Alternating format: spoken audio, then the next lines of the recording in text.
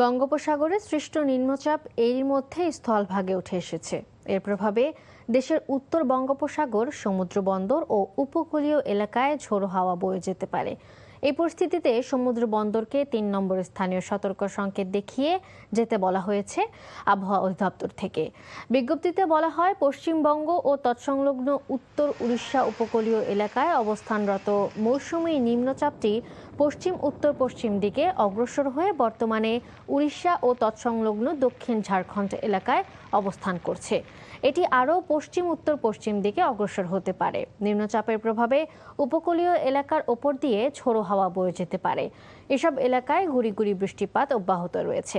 একই সঙ্গে নদীবন্দর সমূহকে ২ নম্বর নৌ হুঁশিয়ারি সংকেত দেখাতে বলা হয়েছে।